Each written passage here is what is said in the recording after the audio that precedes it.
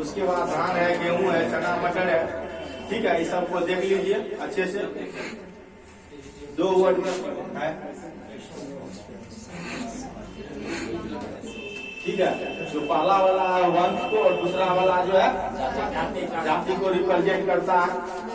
कोशिश कीजिएगा कि कुछ को याद रखें, ठीक है, कि कभी कभी काम आता है और कभी एग्जाम में अगर पूछ दिया तो काम आएगा ही आएगा। क्या बोल रहे हो पीछे से? कभी कभी नहीं सर पूछता इसमें से। हाँ, तो इसलिए तो बोले याद रखिए, नहीं पूछता तो हम क्यों बोलते? अभी ने हमके बात था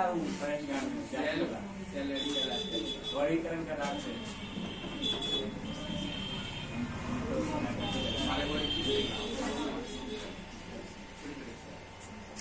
अब आगे देखिए क्या लिखा हुआ, कोशिका एवं कोशिका का संरचना। सेल के बारे में हम लोग पढ़ेंगे और सेल्यूलर स्ट्रक्चर पढ़ेंगे। कोशिका क्या होता है और कोशिका का संरचना क्या है। नॉर्मली जिस चीज को हम लोग नहीं देखते हैं उसके संरचना के बारे में कल्पना नहीं कर सकते हैं, तो इसलिए हम लोग जो चीज देखते हैं पहले उसके बारे में हम लोग बात करेंगे, ठीक है। जैसे जस्ट लाइक ट्राइपॉड है आप लोग के क्लास में, तो ट्राइपॉड ये स्टैंड जो है, ठीक है, या आप लोगों का जो कान है उसके बारे में सोचिए। नॉर्मली कान दिखता कैसे है, बाह्य रूप से, आंतरिक रूप से किस तरह का संरचना होगा, इसके कार्य कैसे हैं, किस किस तरह के कंपोजिशन होंगे इसमें बनाने में, ठीक है। तो उसी तरह से जो भी जीव है इस संसार में, वह सभी जीव जिस सूक्ष्म चीजों से मिलकर बना हुआ है उसी सूक्ष्म जीव को क्या कहते हैं? कोशिका कहते हैं। और उस कोशिका का अपना एक संरचना है और वही संरचना क्या करता है? क्रियात्मक रूप से, संरचनात्मक रूप से कोई भी जीव को आकार आकृति प्रदान करता है और उसको आगे सपोर्ट करता है जिंदगी जीने के लिए। तो देख लीजिए इसमें भी बहुत तरह के साइंटिस्ट के बारे में पढ़ेंगे। सेल थ्योरी देने वाला, इसका नाम रखने वाला, इसके अंदर जो है जो कुछ भी पाया जाता है, ribosome, lysosome, mitochondria, centrioles, nucleus, nucleons, सब अपने अपने नेम ये है, उसके बारे में, काम के बारे में पढ़ेंगे। तो कोशिका जीवों की आधारभूत संरचना एवं क्रियात्मक इकाई है। आधारभूत संरचना का मतलब है इसकी एक संरचना है, और क्रियात्मक से मतलब है कि संरचना के साथ साथ यह काम करती है। मान लो किसी जीव का शरीर एक कोशिका से बना हुआ, लेकिन वह जीव है, उसके अंदर जिंदगी है, वह अन्य जीवों के जैसे भी तो काम कर रहा है। इसका मतलब है कि संरचना भी है उसके पास और कार्य भी है। तो एग्जाम्पल के तौर पे हम लोग अमीबा को लेंगे। किसको लेंगे? अमीबा को लेंगे। अमीबा सिर्फ और सिर्फ एक कोशिका से मिलकर बना हुआ, उसका यह संरचना हो गया। और काम इसका क्या क्या है पता है आप लोगों को? भोजन को ग्रहण करता है, उसको डाइजेस्ट करता है, फिर उसको क्या करता है? एटमॉस्फेयर में फेंकता है, फिर मूवमेंट करता है। अब एक ही कोशिका है, लेकिन संरचना होने के कारण, कार्य होने के कारण एक जीव बना हुआ है। इसलिए इसे हम लोग क्या कहते हैं? आधारभूत संरचनात्मक एवं क्रियात्मक इकाई, स्ट्रक्चर एंड फंडामेंटल, ठीक है, फंक्शनल। यह एक विशिष्ट पारगम्य कला, कला का मतलब होता है झिल्ली से घिरा रहता है तथा इसमें प्रायः स्वजनन की क्षमता होती है। स्वजनन से मतलब है खुद जो है डिफ्यूज होके क्या कर सकते हैं, बताइए? अन्य कोशिका को जन्म दे सकते हैं। प्रत्येक जीव का शरीर एक सूक्ष्मतम इकाई द्वारा निर्मित होता है, जिसे क्या कहते हैं? कोशिका कहते हैं। इसे बड़ी बिल्डिंग ब्लॉक भी कहा जाता है। जैसे इस रूम में आप बैठे हुए हो, ईंट जो है क्या कर रहा है? इस पूरे रूम के दीवारों का निर्माण कर रहा है। बालू भी है, सीमेंट भी है, छड़ भी है, लेकिन उन लोगों का अपना कोई क्या है? ना कोई वर्ग है, अपने आप में एग्जिस्टेंस नहीं है, ना तो उसका क्या स्ट्रक्चर है। अगर हम लोग बालू के ढेरी कर दे तो क्या दिखेगा? छड़ का ढेरी करे तो दिखेगा नहीं, लेकिन एक ईंट के ऊपर ईंट रख दे, एक शेप दिखता है ना, दिखता है कि नहीं? तो वही से है कि जो कोशिका है, कोशिका के अंदर भी कोशिकांग है, जो कोशिका का अपना कंपोनेंट है, छोटा छोटा उसका पार्ट है, लेकिन उस सबों का कोई एग्जिस्टेंस नहीं है। सिर्फ कोशिका वो सब में उभर के एक एग्जिस्टेंस को लाया है।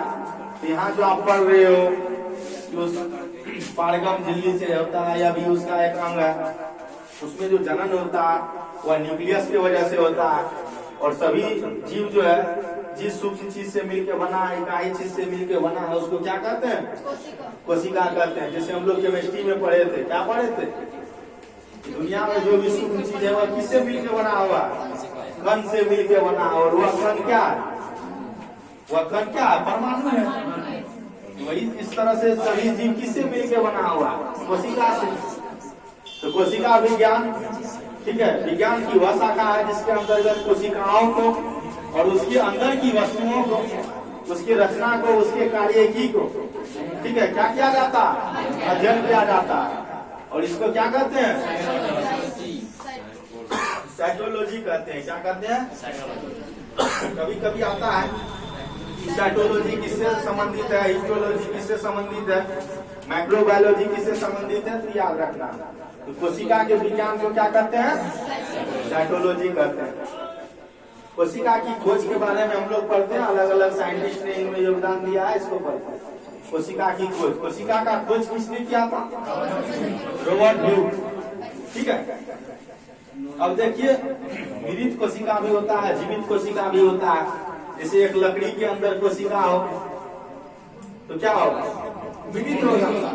और पौधा के अंदर हो तो जीवित होगा, है कि नहीं? तो देख लीजिए कोशिका की खोज 1665 ईस्वी में ब्रिटिश वनस्पति शास्त्री रॉबर्ट ह्यूग ने किया। उन्होंने अपने बनाए सूक्ष्मदर्शी एक पतली काट में अनेक सूक्ष्म मोटी मोटी भित्ति वाले मधुमक्खी के छत्ते जैसी कोठरियां दिखाई दी। और इन्हीं कोठरियां को उसने क्या कहा? कोसा, यानी चैम्बर सेल, ठीक है। और यह कोसा शब्द लैटिन शब्द से बना हुआ है जिसका अर्थ क्या होता है? एक सूक्ष्म, little room, that means A chamber. और रॉबर्ट ह्यूग का अध्ययन उनकी प्रसिद्ध पुस्तक क्या लिखा हुआ? माइक्रोग्राफिया, पुस्तक का नाम याद रखना, में प्रकाशित हुआ। होता क्या था कि आज के तौर पे जैसे हर चीज को प्रकाशित किया जाता है डिजिटल प्लेटफॉर्म पे, या पहले सर्च होता है, फिर रिसर्च होता है, फिर पूरा साइंस लैब में जाता है, उसके बाद क्या होता है, इसका जो अपना होम है जहाँ साइंटिस्ट इसको वैलिड करते हैं वहां जाता है, और वहां के बाद इसको पूरा वर्ल्ड में प्रकाशित किया जाता है। वहाँ ऐसा, पहले ऐसा नहीं था। मान लो हम कोई चीज खोज किए तो हम कोई पत्रिका जो अपने देश में चल रहा है, अपने राज्य में चल रहा है, जिला में चल रहा है, उसमें प्रकाशित करते थे और वह न्यूज छपता था। बाद में जब और सब साइंटिस्ट इसको प्रूव किया तो आज जो है पुस्तक में ज्ञान के तौर पे आ गया, और फिर बाद में बुला के हर चीज को वैलिड करके उनको ये सम्मान दिया गया। तो बहुत सारे साइंटिस्ट बहुत सारा चीज खोजे, मर भी गए, उसके बाद उनको सम्मान मिला जब दूसरा साइंटिस्ट खोजा और देखा कि आपसे पहले कोई ऐसा कर चुके हैं। तो पहले वो प्रकाशित करते थे, अपने बुक में ही लिखते थे। जैसे छोटा छोटा कवि होता है, जो बाल कवि होता है, पेपर में छपता है, इसी तरह से बड़ा होता है तो एक पुस्तक लिख देता है, फिर कवि हो जाता है डिजिटल प्लेटफॉर्म पे। उसके बाद कौन आए? ल्यूवेनहॉक, देख लो, कब था? 16 से 65। उसके बाद 74 में सर्वप्रथम जीवित कोशिकाओं के अंदर, ठीक है, संगठन का अध्ययन किया। क्वेश्चन फंसाने के लिए बोल सकता है कोशिका के अंदर, तो वहाँ देखिएगा ऑप्शन क्या क्या है। कोशिका में यह पता नहीं चलता है कि मृत है या जीवित है, लेकिन सामान्य अर्थ जो है कोशिका से वह मृत ही होगा, जो आपका रॉबर्ट ह्यूग होगा। समझ रहे बातों को? जब जीवित कोशिका वो वर्णित करे कि जीवित कोशिका का खोज किसने किया था सर्वप्रथम, तब आपको क्या करना है? एंटोनी वॉन ल्यूवेनहॉक देना है, ठीक है। समझ रहे बातों को? हम अपने तरफ से कोई भी कंफ्यूजन नहीं छोड़ रहे हैं, फिर भी क्वेश्चन एग्जाम में छोड़ के आ रहे हो तो तुमसे बड़का गधा कोई नहीं है, ये जान लो अच्छे से। और यही बात हम बीपीएससी में पहले वाला बैच में बोल रहे थे, लेकिन सब के सब गधा था, 4-5 क्वेश्चन सही करके आया है। फिर से ही काम मत करना। क्वेश्चन कैसे पूछ देता है? मेरे लिए भी तो वही क्वेश्चन था। हमको क्या वो चेयरमैन आके बोला था, क्वेश्चन ही ऐसे पूछ देता है। जो बच्चा अभी निकाल लिया है उसके लिए वो क्वेश्चन नहीं था। तो बाबा नहीं बनने वाला जिंदगी में 1000 बहाना देता है। तुमको सफल होना है कि बहाना देना है उसे। 19वीं सदी के अंतिम चौथाई का कोशिका विज्ञान का क्लासिकल काल के नाम से जाना जाता है, क्योंकि उस समय जो रिवोल्यूशन चल रहा था बायोलॉजी के क्षेत्र में, वह सबसे ज्यादा कोशिका को लेकर चल रहा था। एक क्या किया बताओ, मृत कोशिका खोजा, उसके बाद जीवित कोशिका खोजा, उसके बाद तुरंत कोशिका झिल्ली, तुरंत केंद्र, उसके बाद तुरंत सेल थ्योरी, चाहे प्लांट का हो एनिमल का हो। लगातार होता है ना कि एक बच्चा आपके समाज में कुछ कर लिया तो सबको क्या होता है, एक जोश आ जाता है कि हम भी करेंगे, सबकी आंख खुल जाती है। तो वही एक आदमी शुरू किया, दूसरा उसके पीछे लगा और लगातार खोजते गया। इसलिए उस काल को क्या कहा गया, कोशिका विज्ञान का क्लासिकल काल कहा गया। ठीक है, क्लासिकल पीरियड ऑफ साइटोलॉजी, क्योंकि इसी समय में कोशिका विज्ञान के क्षेत्र में बहुत सी महत्वपूर्ण खोजें हुई और इसमें कुछ महत्वपूर्ण निम्नलिखित है। जैसे रॉबर्ट ब्राउन क्या किए थे, केंद्र का खोज किए थे। देख लो, अब देखो लगातार, अब देखो क्या लिखा हुआ, डुजार्डिन जीव द्रव, उसके बाद पुलकिंजे कोशिका के अंदर का तरल पदार्थ, ठीक है, दानेदार सजीव पदार्थ जिसको प्रोटोप्लाज्म कहते हैं या जीव द्रव कहते हैं। फिर उसके बाद देखिए क्या लिखा हुआ, स्लाइडेन और स्वान, दोनों ने मिलकर क्या किया था, सेल थ्योरी दिया था। लगातार क्या हुआ, माइनस, ठीक है। एक वनस्पति के थे, वनस्पति में सर्च किया, दूसरा जंतु विज्ञान के थे तो जंतु विज्ञान में सर्च किया, और दोनों ने पाया कि दोनों का जो विकास होता है, इन दोनों की जो उत्पत्ति होती है वो कोशिका से ही होती है, और कोशिका ही इसका क्या है, इकाई चीज है, मूलभूत चीज है। इन्होंने सम्मिलित रूप से क्या किया, कोशिका सिद्धांत दिया, और इसके प्रतिपादन में स्लाइडेन एंड स्वान का ही नाम लिया जाता है। अब देखो विर्चो, नई कोशिकाओं का निर्माण पहले से मौजूद कोशिकाओं से होता है। दूध से दही बनता है, क्या दूध को 5 दिन छोड़ दीजिएगा तो दही बन जाएगा? क्या करते हैं, उसमें थोड़ा सा जोरन डालते हैं, मतलब दही बनाने वाला कोशिका को आप उसमें डाल रहे हैं, बैक्टीरिया को डाल रहे हैं। तो आज जो दिन है वह कल के दिन से बना हुआ है, इसे प्री एग्जिस्टिंग थ्योरी कहते हैं। ठीक है, यहाँ का बच्चा जो है किसी चीज को इम्पोर्टेंस क्यों नहीं देता है जानते हो? इसके पीछे रीजन है कि करना तो कुछ नहीं है, जब तक समय है ऐश करना है, फिर वही बाप दादा के संपत्ति को आगे करना है, नहीं तो उसको भी बेच के खत्म करना है। तो उसको समझ में नहीं आता है ये सब चीज हो क्या रहा है। जिसको आता है बच्चा आराम से आगे बढ़ता है, नहीं करने वाला सबका यही सब लक्षण है बाबू, कि देख लो अच्छे से। अब क्या है, मैक्सवेल देख लीजिए, इन्होंने क्या बताया था कि कोशिका प्रोटोप्लाज्म का एक पिंड है जिसमें एक केंद्रक होता है, और इस कथन को प्रोटोप्लाज्म मत या प्रोटोप्लाज्म थ्योरी कहा गया। ये कौन दिए थे, मैक्सवेल।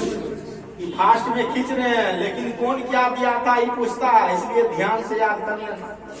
ठीक है, अब आगे देखिए क्या है, स्ट्रासबर्गर, इन्होंने केंद्र के पीड़ितक लक्षण के बारे में बताया। यह वही केंद्र है जो हेरिडिटी क्या करता है, शो करता है, या ट्रांसफर होकर दूसरे में डीएनए आरएनए जाता है, तो जनक से पिता में, पिता से जनक के गुण को जोड़ता है।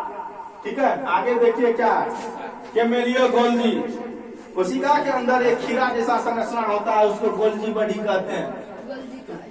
ठीक है, यह गोल्जी क्या कहते हैं, या गोल्जी कॉम्प्लेक्स बोलते हैं। वह कौन खोजे थे, कैमेलियो गोल्जी, इसलिए उन्हीं के सम्मान में इसे गोल्जी बॉडी या गोल्जी उपकरण बोलते हैं, या गोल्जी कॉम्प्लेक्स बोलते हैं, या अपार्टमेंट बोलते हैं। अरे बायोलॉजी पढ़ाते पढ़ाते जो है बुजुर्ग हो गए, एक चीज पढ़ाते पढ़ाते दिमाग घूम जाता है, आगे से चल रहा है। अब देखिए केंद्र के भीतर संगणित भाग को क्या कहते हैं, केंद्रिका कहते हैं। क्योंकि यहाँ पे आप लोगों को स्ट्रक्चर नहीं दिख रहा होगा, है नहीं, एक भी ऐसा फिगर है नहीं। फिगर अगर रहता तो और अच्छे से दिखता। जैसे मान लीजिए मार्कर तो भी अच्छे से चल नहीं रहा, इससे ही बाउंड्री हो गया कोशिका का। इसके अंदर तरल पदार्थ होता है, इसको कोशिका द्रव कहते हैं। क्या कहते हैं? कोशिका द्रव कहते हैं। बीच में एक क्या होता है? केंद्रक होता है। अब केंद्रक के इधर जो है इंडोप्लाज्मिक रेटिकुलम होता है, इस तरह से भी होता है। और बहुत सारे इस तरह से कोशिकांग होते हैं। माइटोकॉन्ड्रिया होता है, लाइसोसोम होता है, ये सारा कुछ इसके अंदर होता है। तो अब जो फिगर आएगा कुछ देर बाद स्लाइड में, तो वहाँ फिर हम अच्छे से बताएंगे। यहाँ देखते जाइए कि कौन साइंटिस्ट क्या किया है। ठीक है, तो कैमेलियो गोल्जी के बारे में पढ़ लिए। केंद्रक के भीतर जो केंद्रिका होता है, देख लीजिए। देने वाला साइंटिस्ट का क्या नाम था? हेलिकल फंटाना। और उसके बाद देखिए 1880 में क्या लिखा हुआ है? फ्लेमिंग। किसके बारे में बताया था? क्रोमेटिन के बारे में। क्रोमेटिन क्या होता है? गुणसूत्र का नाम सुने हो? गुणसूत्र का टुकड़ा होता है। गुणसूत्र जिस चीज का बना होता है उसी को क्रोमेटिन कहते हैं। कोशिका का पता लगाया। आगे देखिए क्या है? आगे है वोल्डेयर ने गुणसूत्र का क्या किया? खोज किया। याद रखिएगा। उसके बाद देख लो आगे क्या लिखा हुआ? ई स और च है। ठीक है, यहाँ भी उसी तरह से पढ़ सकते हो। एस सिंपल, ठीक ना। वन हरित का नामांकन किया। क्लोरोप्लास्ट, जो क्लोरोफिल पाया जाता है किसी भी पौधा में या कोई जीव है ऐसा, ठीक है, तो वह चीज जो पाया गया, वो पिगमेंट जो पाया गया, उस पिगमेंट का जो है नाम रखा। अब उसके बाद देखिए क्या है? बीजमैन। बीजमैन ने क्या किया? सोमेटो प्लाज्म और जर्म प्लाज्म के बीच के अंतर के बारे में बताया कि सोमेटोप्लाज्म क्या होता है और जर्म प्लाज्म क्या होता है। इस चीज को समझ रहे हैं? सोमेटोप्लाज्म और जर्म प्लाज्म क्या होता है? नहीं समझ रहा है। शरीर में दो तरह का सेल होता है, एक सोमेटिक सेल होता है कि जेनेटिक सेल होता है। सोमेटिक सेल हमारे शरीर का निर्माण करता है और जेनेटिक सेल हमारे जर्म सेल का निर्माण करता है। अगर ऐसे बोले नॉर्मली तो जो स्पर्म होता है और जो ओवम होता है, जिस कोशिका से बना होता है, वो हो गया क्या? Genetic cell. और उसके ही तरल को हम लोग क्या कहेंगे? जर्म प्लाज्म कहेंगे। और पूरा शरीर में जो ये आंख का नाक आप लोग देख रहे हो, इसके अंदर जो सेल होगा वह सोमेटिक होगा और उसके प्लाज्म को क्या कहेंगे? सोमेटिक प्लाज्म कहेंगे। बोलो नहीं, सुनो चुपचाप। बोल देगा अलर बलर, क्योंकि सुना तो पहले है ना। भागवत समझ लिया है रे। सबके द्वार पे होता है, देख के लोग का कहानी सुनाता है। अब देख लो राइबोसोम, तो क्या लिखा हुआ है? जी पोलेट। जी पोलेट क्या किए थे? राइबोसोम का खोज किए थे। आप लोग को पता है कि हमारे शरीर में कोशिका प्रोटीन का निर्माण करता है। तो प्रोटीन का निर्माण कोशिका के अंदर कौन सा वर्कर करता है? राइबोसोम। कौन करता है? राइबोसोम करता है। या दो तरह का पाया जाता है, 70S और बोलो दूसरा नहीं बोलोगे? 80S। अब है डी डुवे, इन्होंने लाइसोसोम का खोज किया था। इसे क्या कहते हैं? आत्महत्या का थैली कहते हैं। यह आपके कोशिका में जो कचरा है उसको डाइजेस्ट करने का काम करता है, और पगलाया तो आपको भी डाइजेस्ट करने का काम करता है, इसलिए इसे आत्महत्या का थैली कहते हैं। ठीक है। अब है टी बोवेरी, इन्होंने तारा का है सेंट्रोसोम।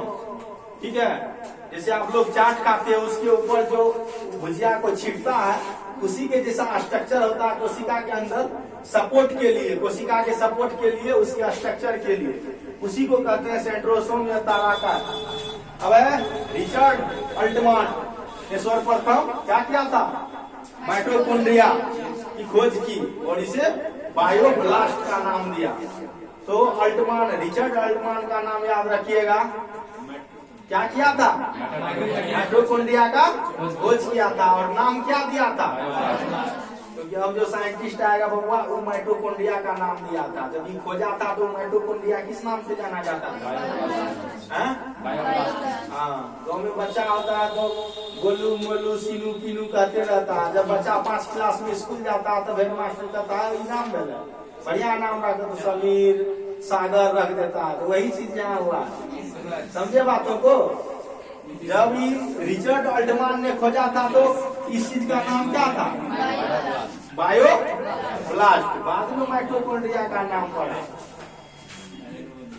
ये लोग सोचता है कि साइंस को भी जो है ना, ये लोग को इतिहास के जैसे पढ़ाया जाए। अब देखिए बेंडा, क्या नाम है, बेंडा ने माइटोकॉन्ड्रिया का नामकरण किया। कोशिका की आकृति और आमाप। अच्छा, आकृति और आकार क्या होता है, इससे पहले भी हम कई बार इस पे डिस्कशन किए हैं। आकृति और आकार अलग अलग चीज होता है, जिसको साइज एंड शेप बोलते हैं। इसको बताओ जरा कोई।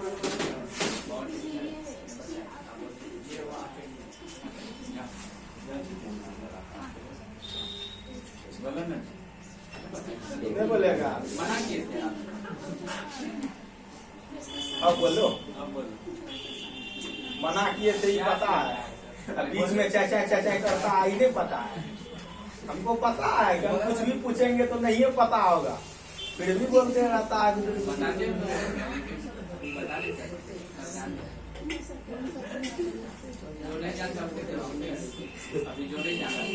तुम बोलो पूजा। सुनिए, आकृति जो है संरचना को रिप्रेजेंट करता है, और आकार जो है संरचना के लंबाई, चौड़ाई, ऊंचाई, गहराई को रिप्रेजेंट करता है। जैसे ये ट्राइपॉड है, ये दिखता कैसे है, पिरामिड शेप का। That is shape, that means आकृति। इसकी लंबाई होगी, चौड़ाई भी होगी, ऊंचाई भी होगा। ये क्या हो गया, इसका आकार, आमाप। ठीक है, ये सब चीज तुम लोग को 3D 2D गणित में पढ़ के आना चाहिए। बड़ा जीवों में पाए जाने वाली कोशिकाओं की संख्या, कौन सा जीव में कितना कोशिका पाया जाएगा। जैसे चूहा में कम, हाथी में अधिक, चींटी में कम, एनोकोंडा में अधिक। तो अलग अलग जीव में कोशिकाओं की संख्या अधिक होती है, कम होती है, वेरिएशन होते रहता है। उसकी आकृति भी अलग होता है। अब चींटी देखो कितनी छोटी है, हाथी देखो कितना बड़ा है, क्या। अब फिर देखिए अमाप भी अलग अलग है, में विविधता होती है। किसी जीव में केवल एक कोशिका हो सकती है, तो किसी में क्या होता है, करोड़ों कोशिका होती है। इसमें सभी जैव प्रक्रम एक ही कोशिका द्वारा संपादित होता है। अब एक चीज आया है जैव प्रक्रम। कोई बच्चा बताओ तो जैव प्रक्रम क्या होता है। जैव प्रक्रम जिसके द्वारा जीवों का अनुरक्षण होता है। अनुरक्षण क्या होता है,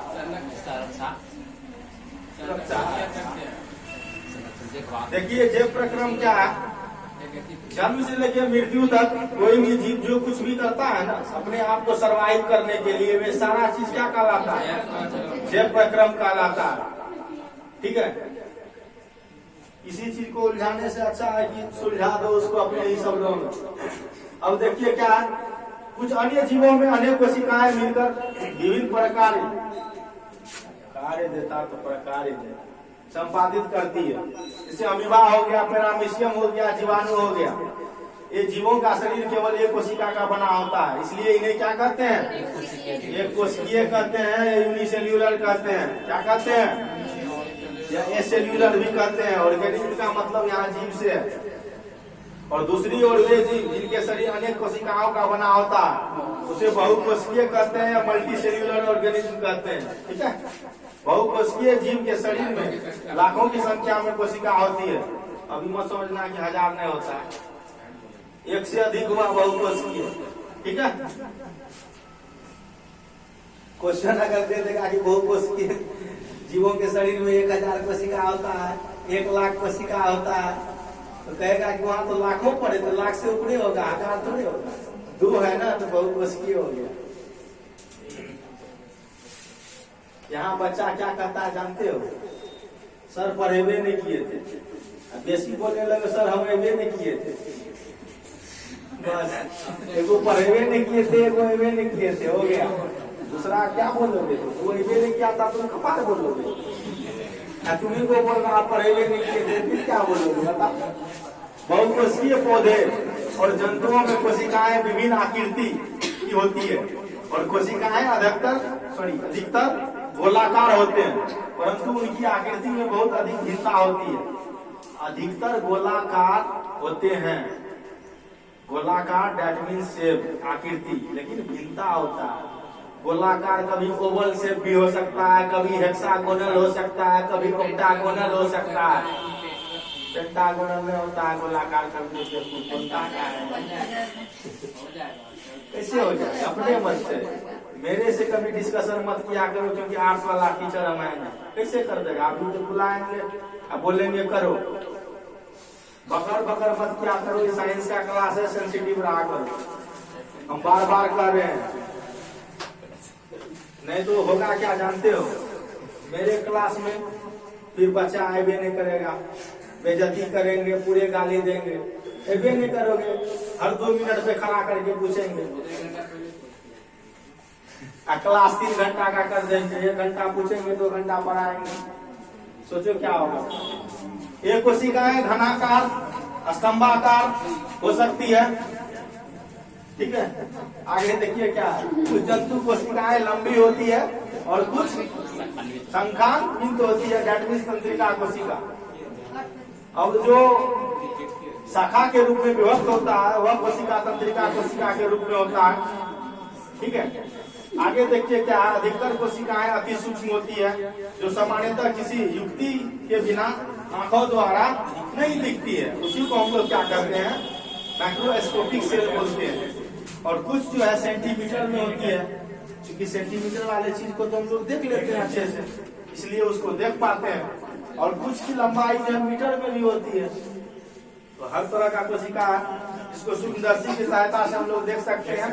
और सूक्ष्म कोशिकाओं का आकार जो है माइक्रोन में होता है। माइक्रोन क्या होता है,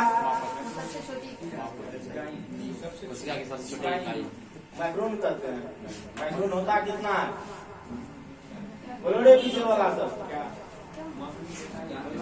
एक माइक्रोन में 0.001 मिली होता है। क्या बोलता है, एक माइक्रोन के बाद 0.001 सच में कंफर्म है।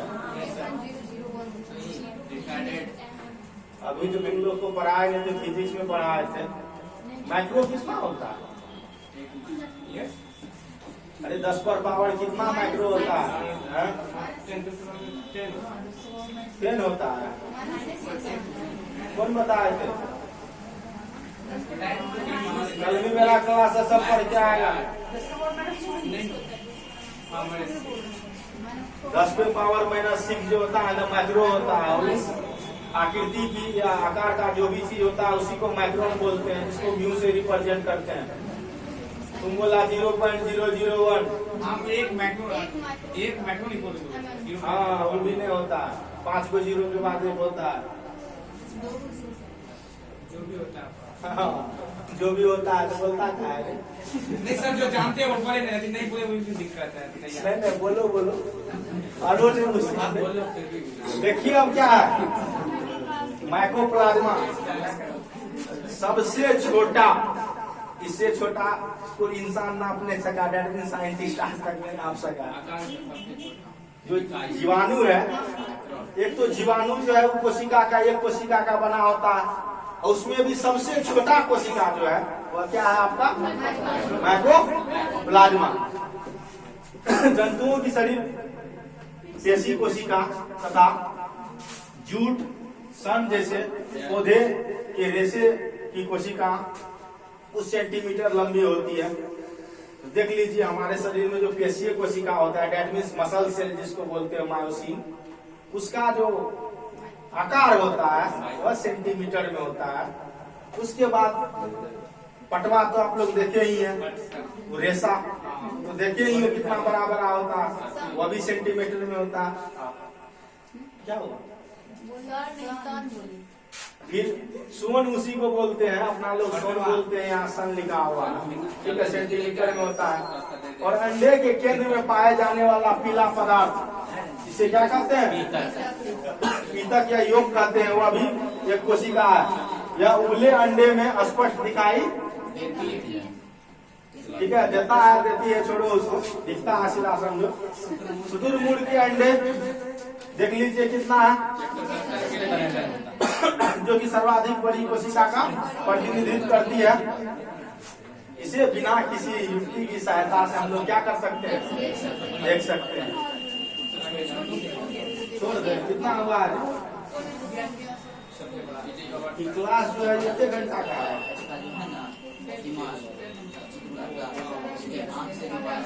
सुनिए इधर, मेरा 2 दिन का जो क्लास है उस क्लास में हम पहले चले आते हैं, इसलिए समय पे आया करो। बिल्कुल अच्छा नहीं लगता है, ठीक है, नहीं तो मत आया करो, या तो समय पे आओ या मत आओ। अगर 7 बजे हम आते हैं तो 7:10 तक में आ जाया करो, ताकि हम 7:15 में क्लास शुरू कर देंगे। हम 7:15 में ही क्लास शुरू करेंगे, लेकिन आप 7:10 तक में आ जाते हैं तो ठीक है, चलिए अच्छा लगता है। अब हम इंतजार करते रहते हैं कब आओगे कब आओगे, क्योंकि इसको जब पढ़ा देंगे, मान लो जब आए निरंजन है आशीष से हम शुरू कर दिए, कोई लेना देना नहीं है। अब मान लो 10-20 मिनट चला गया, समझ तो वैसे भी नहीं आ रहा, सप्ताह में 2 क्लास है और क्या होगा बताओ। इसलिए समय पे आ जाया करो तो अच्छा रहेगा, समझे बातों को। आज जितना पढ़ा है उसको पढ़ लीजिएगा अच्छे से, क्योंकि कल पूछेंगे, और केमिस्ट्री को देखते रहिए, ठीक है। और संडे को जो छुट्टी मिली है, जो आप लोग लिए हैं, चाहे सब मिल के लिया हो या किसी को पार्टिकुलर प्रॉब्लम हो, उस दिन रिवीजन वगैरह किया करो, या जिनको टेस्ट देना है तो पार्टिकुलर आके टेस्ट भी दे सकते हैं, कोई दिक्कत नहीं है, ठीक है।